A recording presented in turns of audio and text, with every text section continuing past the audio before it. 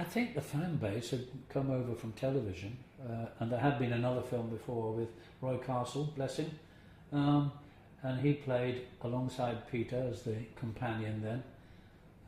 I think it was quite a popular film of its time, and therefore ours, was on the back of that and did very well. An awful lot of people speak to me now, oh yes, you were in that Dalek film, blah, blah, blah. And they were all children in those days, and they still remember it fondly, so it was a good one. I had worked with Peter Cushing before, so that was an attraction anyway, because I liked Peter and he was great fun to work with. I'd done a film in Israel called She with Ursula Andress and John Richardson and some very nice stunt people, Jerry Crampton and Romo Golahan and whatever. And we had a wonderful time on that, so it was a nice opportunity to work with Peter again. It was great fun. Peter played him in the film that I did with him as a bumbling old gentleman, and he always looked to me as though he was chewing a mint, just finishing a Murray mint. And then he would speak, rearranging things in his mouth. And it was like a big toffee, and then it would be off. One of the first times we met the Daleks, Peter and I were doing this scene, and there was I've told this story many times before, so if you've heard it before, please ignore the next bit. There was a guy called Bob Jewell, was the chief Dalek operator, and they sat inside it, and their little legs shuffling on the bottom to move them along. And they also had all the lines so we could play a scene together.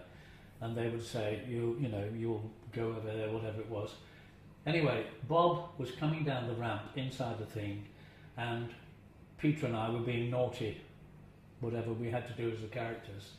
And this voice came out. Bob was Australian, and the voice, so we could reply to it, was something like, "You will be exterminated."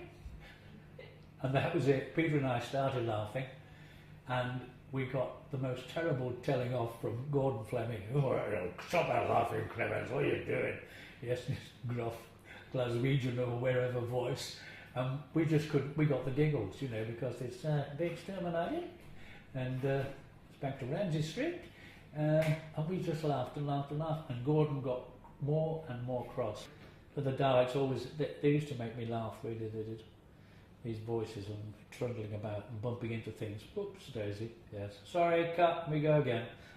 He was a good director, Gordon. As I say, he got very cross with us when we got the giggles, because he was sort of, had to be getting on with it. It wasn't a long-term film.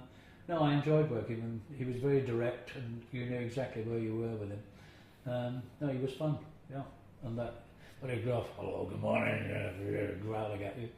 I think John Pertwee was the doctor of that time, and he was leaving, and they were interviewing a lot of actors, so I went along and was interviewed by Barry Letts, I think was the producer.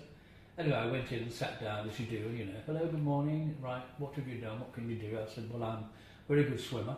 "Right, yes," sort of nodding, thinking, he doesn't swim, Doctor Who never swims. "I'm a very good swimmer." I said, "I was a paratrooper, I can fight." He said, "Oh, no, you never fight. No, you never see him fight." And Tom Baker, who was a very, very good doctor, he got the job, and the first thing I remember is he going smack and knocking somebody out. It's made me laugh. Very happy memories of that film, though. Lots of happy memories. Yes, especially Gordon Fleming growling at us. "You stop laughing, Cribbins, get on with it."